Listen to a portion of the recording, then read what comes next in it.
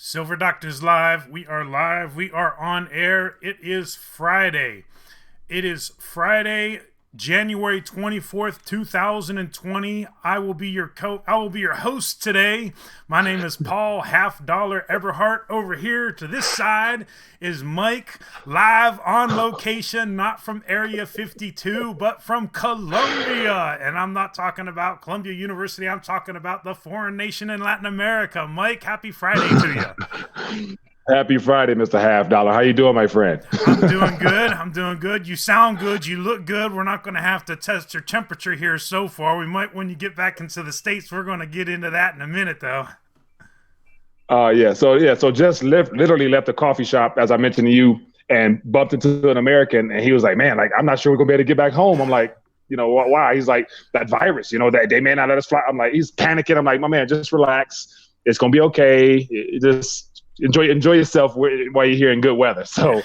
Yeah, but very interesting how it's very timely. Beginning of the year, we're not out of January yet, but yet all of a sudden we have a global scare in the form of a virus or whatever it is. So, but we'll dive into it further. So, yep, we will dive into it further. Let's go ahead and welcome some people here in the chat. Let me see who we got tuning in. Right now, I'm seeing we got 41 people tuning in. Thanks for tuning in. Let me give a couple shout outs here. We got David Duke, we got Silver Junkie, we got Jason Haberl, we got CP, we got John Michael Carmel, we got JC, Ebman13, Daniel 2, James Richter, Chris Curtis, and we got Gary D. I appreciate everybody for participating. Give us a thumbs up if we're sounding good and if we're looking good. I don't know if I'm looking good. Then give a thumbs up for you, but anyway. So I think we're good here. Stream is good, so let's go ahead and dive into it. What do you say here, Mike? I'm all for it, my friend. Let's go. Okay. Well, on Monday, so we never touched base on Wednesday. Subject matter. Mm-hmm. On Monday when we were discussing our outlook, one of the things that we were discussing was the this virus, right? This virus that was spreading across China. And now it's a big deal. And you're not in the States right now, but it's just literally been front and center together with the impeachment. And there's a lot going on, and there's a lot that we need to talk about because it has implications in many, many different ways. I guess by now, most people are understanding that, there's this Wuhan virus, a coronavirus, right? They're calling it the Wuhan coronavirus or the 2019 coronavirus. It depends where you go, but basically the Wuhan virus. And this thing is, people are trying to downplay it, but at the same time, it's escalating like there's no tomorrow as far as spreading and pandemic potential. The World Health Organization is stopping so far as calling it an emergency alert globally, right? The CDC is giving another update now, and then they're going to release the transcription of it. That was at 11, so we're going to post that once the transcript is up. But just to give a touch base on this, so there's this virus spreading, and it's spread in the Wuhan province in China, and it's spread to several different other areas in China, like I want to say 32 of the 34 of the 36 or something like that. It's spread to Japan, South Korea. It's spread to Hong Kong, Macau. There's a confirmed case in the United States. And then just 15 minutes ago, Mike, there's a second confirmed case in Chicago. Now, people don't understand this, right? But many jobs ago, Half Dollar used to answer phones for the CDC, right? I was on the HIV and STD hotline. So I know a little bit, too, about viral infections and all this and all that. But I was reading, and I'm going to pull this up on the screen right here. The CDC just confirmed their second case, and there's something very interesting with this, right? It says the patient is a female in her 60s who returned from Wuhan on January the 13th. So now we're 11 days later, Mike. So think about this, right? When people don't understand all this viral stuff and this transmission stuff, there's incubation periods, right? And there are times where a person can be infected with a virus and not know that they're infected and be contagious because they're not showing any signs or symptoms of being infected. So, this person, how long were they walking around Chicago, without realizing that they were infected before they went to go and seek treatment? Furthermore, in this article, it says that furthermore, it says that they're looking at another 63 patients in 22 states, right? So it's safe to say that this is not something that's just affecting China. This is something that is going global now. So that's basically an update about what's going on with this virus. There's this virus outbreak, and it looks like it's spreading. Now there's cases in the United States. There's cases throughout Asia. I even heard something about like Scotland or Ireland yesterday. So this has many implications for the economy, for the global economy, for gold and silver. I guess, we're going to touch on all those things. I guess, do you have anything to add at this point, or do you want me to keep going?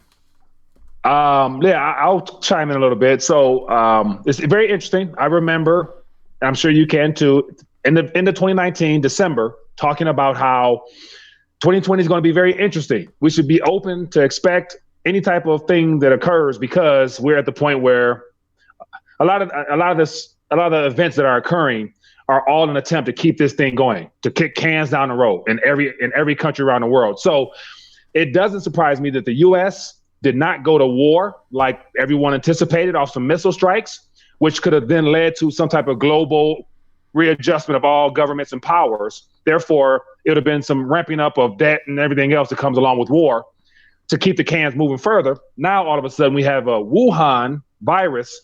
And so once again, just to put my hat on real quick, where did the Wuhan come from?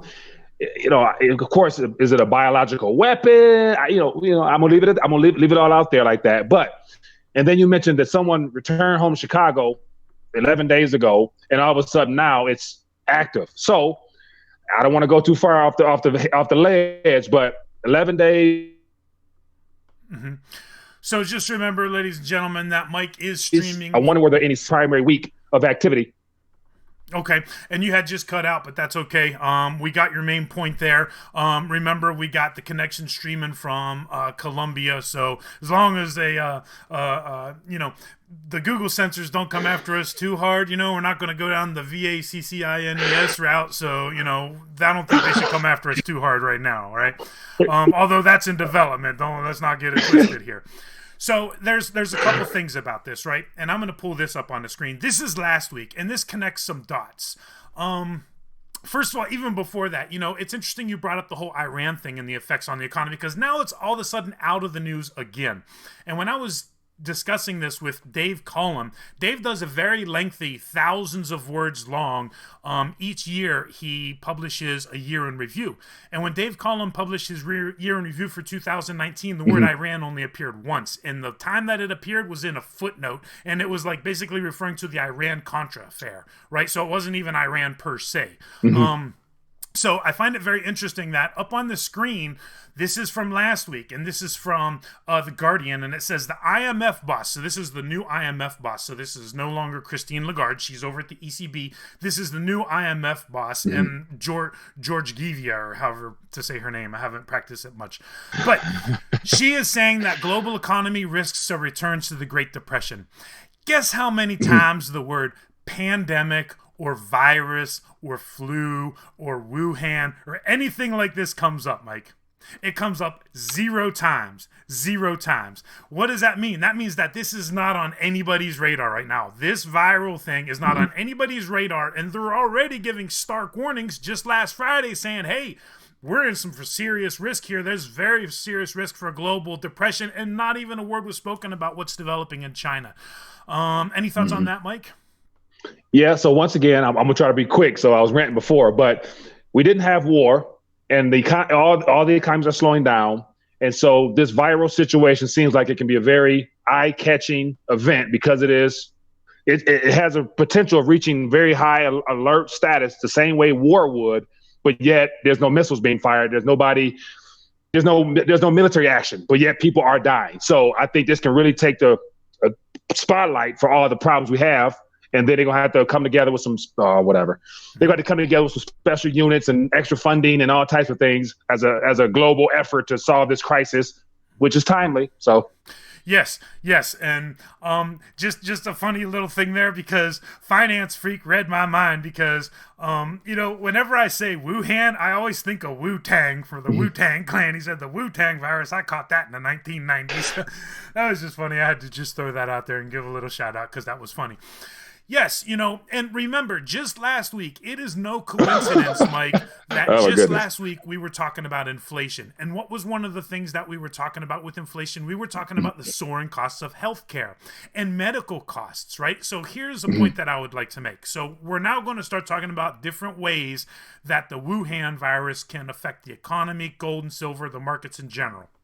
Now, people only have a certain amount of money, right, that they can spend. So they have to decide where they're going to spend money. So it's plausible and it's possible and it's actually pretty probable, right, that possibly some people are going to start thinking about pandemic flu again. And especially in a prepper mindset, someone might decide, well, maybe I'm going to go out and get some N95 masks, right, to protect myself. Maybe I'm going to get some nitrile gloves or some gloves there, some protective gear. Maybe I'll get like a little bit of preventative medicines to have on hand. Maybe, some people go as far as to get antivirals prescribed to them even. But the point is, all of that stuff costs a lot more this year. Over the course of 2019. So if people already have unlimited funds, have limited funds where they can spend their money, if they're going to start buying medical supplies or something or here, then they're not spending their money elsewhere. So that could have a negative hit in other places because the money is the same. But now there's this new demand for medical equipment, protective gear, and all this and all that. So that's just one point there. Another point there that I want to bring up, and this is also interesting. Now we're starting to see the effects in the economy. Beginning tomorrow, Disneyland in Shanghai shutting down. They're closing it down, Mike. So this is just in general. Remember, we were talking, the timing on this is really sketchy because on Saturday, the Lunar New Year celebrations really start kicking in. All next week, the markets in China are closed. There are travel restrictions in many areas in China right now. And this is one of those things where, the local activity is the economy, the markets, the businesses, the stores, the activity is going to go down because of this, right? Now, and it's ironic too, because the anti-gold crowd is out there and they're like, well, this means gold's going to go down because people aren't celebrating the Chinese Lunar New Year, so they're not going to be buying gold. I would actually argue the other case, right? The case that I would argue is if people aren't traveling, because the Chinese government has actually put out warnings and not letting certain areas travel, right? But I would argue that, well, if they're not traveling and if that was discretionary income anyway, well, they might just go ahead and save that for next year. And how do the Chinese save? They save in gold, Mike. They save in gold. So this could actually have the opposite effect of what the propagandists are trying to spin this on. And if we look at it today, gold and silver are actually, I got a chart up here. Gold, peaked out at $15.75 here this morning. Silver's back over $18. The metals are on the move. And, I'm rambling here and I'm going on, but this week and next week, those are weeks where the cartel can bring the pressure because they like to bring the pressure when the Chinese markets are closed for a week because they have a week where they can retweak things and they don't have to worry about the market. But my point is that we're already starting to see a little bit of movement anyway as it is. I'll stop there, and then there's more things I want to talk about, obviously, about how this affects the markets and the economy, but I want to let you get your thoughts. Good deal. Appreciate that. So with this virus situation, as it becomes more of a problem, the question is, okay, and you just cut out on him again. So as soon as you come back on, I'm gonna let you go ahead and get that thought in because we are streaming. Is there longer? Okay, I can. So now say that one more time, Mike. Yeah. Question is there a antidote for this virus? And if there's not, I'm assuming there is because I'd imagine this is a man-made or whatever, this Wuhan virus. But the economy will slow down. Therefore, this is a great opportunity for the government to get involved, to inject more debt, to help stimulate their economy that's under attack because of this Wuhan virus. So this is a good way for governments to get involved, national governments to get involved, because they need to fund all the health departments and all those departments set up to fight this virus. So as the mainstream economy slows down because nobody won't spend or shop, if you can't travel, airlines are going to lose money. So there's going to be some funds needed. Here come governments with this, some activity to bail out or whatever. So that's next, I believe. Yeah. The question, I guess, would be, is it going to be enough to offset the slowdown in the economy? Because, the war is definitely plenty more, right? Because the Fed even admits, they refer to their two studies saying war stimulates the economy. But, global pandemic, I'm not sure. It's going to be expensive. Yeah, definitely. And I guess, and you're right, because it's going to add to GDP with these soaring healthcare costs, right? You also think that insurance companies are going to be recalculating risk premium and all this and all that. So, There's a lot of interesting things to consider here that people aren't really thinking through. I think that's a good point there. Yeah. A couple other points. So Disney is closed. People aren't traveling. We talked about the discretionary, the healthcare costs. Now, China has called in the military to kind of maintain the calm. And it's interesting because the question that I have is it really as huge of a threat as they're making it out to be in the Western media, or is it not really too huge of a threat? So I guess the question that I have for you is, are people talking about this in Latin America? What are you seeing when you're out and about this? Yeah. So you kind of broke up a little bit, but is this story of this virus? Is it an important issue for the mainstream media? Is kind of what you got at? Yes. And for what US? What are you seeing in Colombia? Are you seeing coverage about it? Actually, I haven't dived into it much, apart from just bumping into somebody a couple minutes ago. But other than that, it's one of the things where, if you don't follow the news and actually like stay up to date on events, you wouldn't know, because once again, the regular hustle bustle of life, you got to go to work, you got to go where you have to go. So no one's sitting around watching or waiting on news about what's going on. So I personally haven't heard anything here myself, but apart from the one American scared about not being able to get back home, that's pretty much all I heard about. So, but yet if this pandemic continues to grow, like, I would imagine if it's man-made or whatever, if it's biologically made, they're going to want this thing to spread, because it gives more of a push for global collaboration of efforts to fight this situation. Mm-hmm. Yeah, those are great points that you make up there, Mike. And I'm just going to go ahead and jump in. And there's two more points that I wanted to make about this while the feed has cut a little bit here. So we're doing the best that we can. So I appreciate everybody sticking with us. A couple of things that I wanted to mention just before we move on from the Wuhan virus is, there's several movies that were slotted to release next week in China, and all these movies are canceled. It's like 8 different movies. So this is going to take a hit in like places where people gather, right? As far as public gatherings, movie theaters, concerts, sporting events. This could take a hit in those kind of areas. And then there was one more point I was going to make, but I didn't write it down because you had cut it out when I was writing, so I can't remember. So we'll just move on from that, if that sounds good.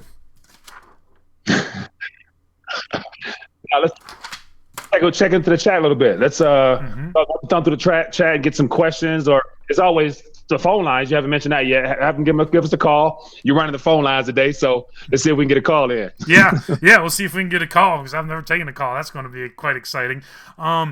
So let's thumb through the chat here. And remember, as a reminder, anybody who's watching and wants to ask a question in the chat, also hit the @ button and do @SilverDoctors, and then that'll highlight it and it'll stand out so we can address a question there. But yeah, a lot of people, it's interesting because a lot of people in the chat, one of the things I'm seeing is that people kind of catch on to the reality here. Like someone just kind of tongue in cheek, and I can't remember where it was, talking about Bill Gates has the patent for the antivirus. And it's like, I'm sure he does, right? I saw that. So I mean, people are at least that's very, I mean, that's not too far off the ledge for me. Like, if this virus, because here's again, we're so far advanced technologically wise that where health has never been an issue. So anything that pops up out of that nowhere, the Wuhan virus, wherever that virus is, it was more than likely crafted, created. Because at this point, like, the likelihood of some type of global virus that takes out humanity coming out of nowhere is not likely. I don't know medicine like that or science like that. But if it's created by man, therefore there's an antidote for it. And it's good to say there's probably a patent on it somewhere. So I wouldn't put that past whoever created it, if it is man-made. Yeah. But then again, 11 Above has a good question. It says, what if it's just a flu and they are blowing out of proportion to distract from? Well, that's what I would add. Secondly, like he's saying, how do you know it's not just a flu? And that's a good point, because the angle I would take is that maybe if it is just a flu, then it's used as a distraction to something. So the question is, what are they distracting against, and what are they trying to keep our attention off of? South Korea has. It's a pretty strong flu. I mean, that's if people are dying like that, like that's a pretty strong. They upgraded some. Yes, and that's a great point that you're making, because some of the videos that we're watching, right, like that get posted strands on and Twitter, that Some of the videos that we're watching that get posted on Twitter, it literally shows people just falling over, right? Just falling over and collapsing. And, and then you get the scenes in the hospitals, and like you literally just see hospitals littered with people. You got even like bodies lying there next to people that are trying to get help, and people falling over and blood coming from their face when they hit the concrete. I mean, it's some pretty nasty stuff. So South Korea has, I'm looking at a question here from Finance Freak. So South Korea has thermo scanners for immigration. I heard TSA has forehead thermometers. Is this true safe? I am certain that they're going to be implementing some sort of procedures one way or another. I don't know what the actual rules are. Now, as far as the travel advisories and all this and all that, the only thing CDC has come down with right now is a level 3 warning saying non-essential travel to Wuhan, China should not be pursued. But the question is, they're just coming out with their latest update now. We're going to update that after we go off the show. So what have the new recommendations become? Because I could see them implementing those kind of scanners for getting back in the United States too. Yeah, I can see that as well. So, I mean, without knowing much about the region in China, Wuhan, like what's the population? I imagine, is it a small village? Is it pretty big? Because once again, Wuhan's local economy is definitely shut down, and everything surrounding Wuhan is shut down. So just from a shutdown of all business whatsoever is going to spread from Wuhan right on through the rest of China at a time where, we're in January. I'm not surprised that there's something of this nature occurring right now. I'm just not surprised. Yeah. It's unfortunate that people are losing their lives. It is unfortunate, and that brought up the other thing that I was going to say that I forgot to write down, but just the travel, because there's travel restrictions, right? China's prohibiting travel, and they're also like canceling lunar celebrations, right? Beijing has the capital of China has canceled the Lunar New Year celebrations. Many other areas and many other cities and many other places in China have canceled their celebrations as well. And they said they're going to be refunding all that stuff. So that's that point that I made about, well, it might just save for next year and buy gold and silver to save for next year, right? So any final closing thoughts on Wuhan before moving on to a couple other topics? Yeah, and so in transitioning to some other topics, with this Wuhan being the primary news, it's becoming international news. Same week as Davos, same week as there's a Shanghai Gold Exchange extension added that I mentioned or whatever. So there's a lot of things happening this week. So we can transition on. And so is this by coincidence that all this is happening this week, you think, or is there some timing to this? Because I don't believe in coincidences myself, but let's transition to the next one if you want. Yeah, and there's an impeachment going on, right? It's literally an impeachment. This is day 3. So the trial, it's like our president is being impeached, and that's like almost if you go to CNN and Fox News, obviously it's the first thing, but it's just this back and forth hoax, circus, sideshow. CNN's painting Trump to be the worst person ever, and he's going to get thrown out of office. Fox News is painting, Trump to be the best president ever, and he's bulletproof. So somewhere in the middle is where this is going to end up. But, people aren't even really talking about that either. So moving on here. Oh, my goodness. So moving on here to another topic, Mike.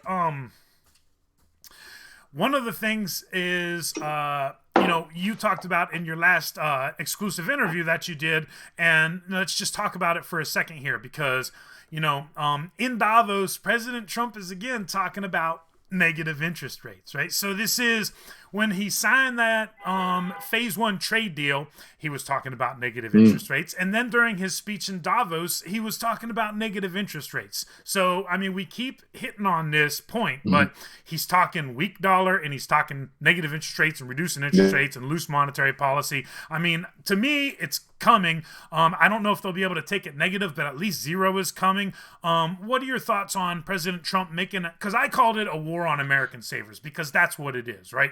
Saying that you're getting negative on your savings, that's a war on savers. There's no other way to cut it. But anyway, anything you'd like to add about the negative interest rate talk for the United States? So the negative interest rates talk is nothing new. And so it's been, I remember interviewing people who threw that out there a year or so ago when the quantitative tightening came to an end and they had to make some cuts. The question is, how many cuts can you make in an expansion? That's never happened before. Like, when the economy's doing good, you tend to increase a little bit for federal funds interest rates, but now they're cutting. And what really caught me off guard about going negative is that the economy is really not doing well if they need a tax cut 2.0. Like, who cuts taxes if the economy is going so well? increasing the deficit, which means that they're willing to do whatever it takes to keep some type of narrative of a great economy. So negative doesn't surprise me. And if you look at the real nominal numbers between an artificial inflation number and what people get or do not get in their savings, we're already in negative. So now it's just a matter of. Yeah, exactly. Those are good points. And I didn't even mention the tax cut, but you bring up a great point. So, President Trump said that within the next 3 months, I think it was, he's planning on having the second round of tax cuts. And when we were talking about inflation and all these costs that are going up and talking about, the federal employees, the federal employee count is going up. So we're going to be taxing. So we're going to have another round of tax cuts here when the government is still growing, right? So not only are we not cutting spending, but we're increasing spending on the government side. And a lot of people are like, well, this is just 4D chess because the goal is to end the Federal Reserve. I don't know. It's like, it's like if the dollar is like cancer and it's like terminal cancer or whatever, you don't wait until, if it's curable, you don't wait until, you're hooked up to the machines and you're essentially brain dead before you start treatment, right? It's too late at that point. So, I don't buy into the whole, well, he's doing this for the good of getting rid of the Fed. I'm not buying into that argument yet. So, I don't see anything good coming out of that. So moving on to the next topic here. Mike, there was something interesting that came out, and I'm just going to play this really quick short video, and hopefully it'll play here. This is coming in from the Washington Examiner, and this is from yesterday. But what this is somebody confronting Elizabeth Warren. So I'm going to see if it'll play here, and we'll see if this works out. So, I was hoping to get your question. Yeah. It's only a few seconds. Here we go. I'm having heard from. Yep. I just want to ask one question. My daughter's getting out of school. I saved all my money. She doesn't have any student loans. Am I going to get my money back? Of course not. So you're going to pay for people who didn't save any money, and those of us that did the right thing get screwed. No, it's not anybody got screwed. When we started, of course we did. My buddy had fun, bought a car, went on vacations. I saved my money. He made more than I did. But I worked a double shift, worked extra. My daughter's worksheet is 10. So you're laughing.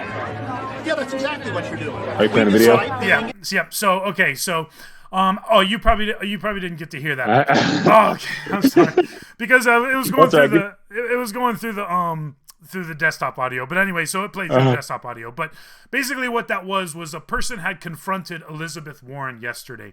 And what they said is, this is the crux of the matter. I saved money for my daughter to go to college. My daughter was working since she was 10, and she got out of college debt-free. And you're saying you're going to forgive all this student debt for people who didn't do the right thing like I did. And then he makes up a valid point, right? Am I going to get money for everything that I saved? Is my daughter going to get the money back? Because it's not fair.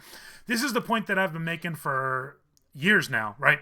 And the point is, this is how the collapse is going to go down. Everybody is going to be fighting for every single last scrap, right? Because nothing is going to be fair, because some people are going to get burned. This is how it's going to go. When it comes to cutting the entitlements, because it has to come. The government can't afford to pay everybody.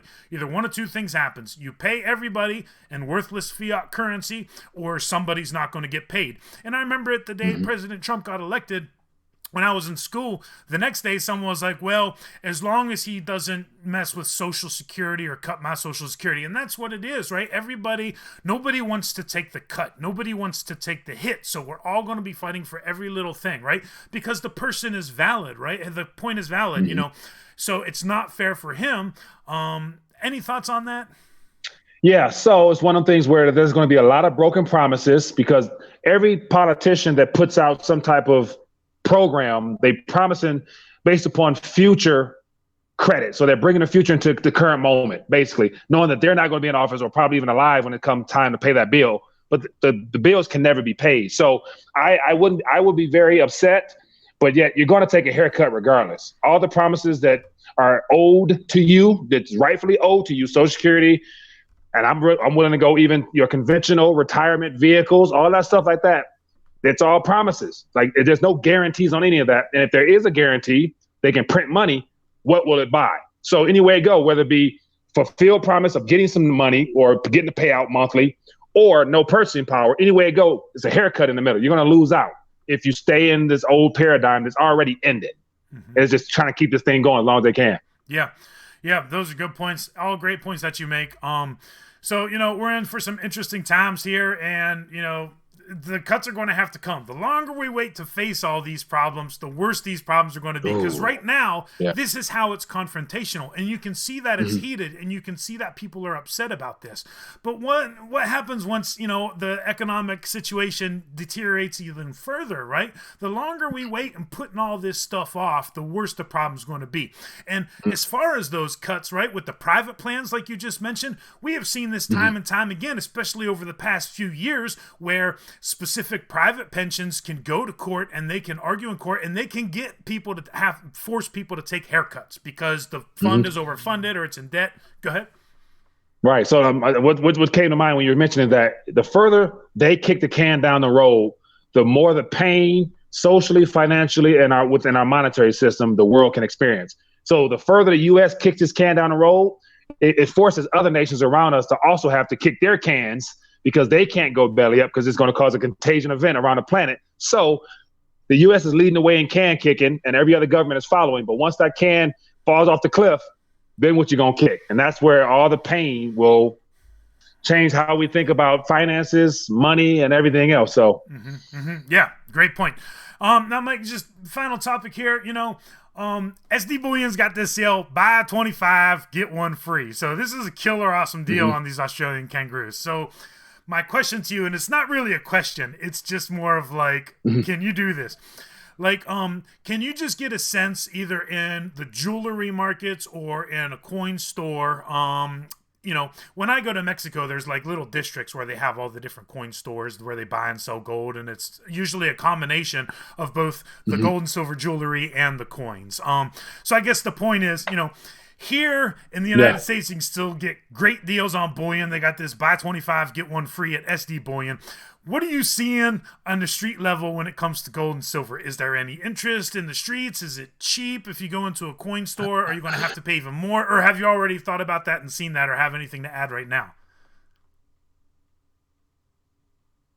Yep. And you have cut out on me, so I'm just going to keep going. So great question. Let me see if I can get back on here. So great. Yeah. So great question. So to my knowledge, I've glanced around, looked around, and because of the lower level of lifestyle here for the majority, coin shops or whatnot are probably not present at all because once again, everyone here barely has enough. Like the hourly wage here is like $3. So your average person wouldn't be thinking about going to buy a silver coin because that coin, so 3,300 pesos times 17, which is and you had cut out times 17.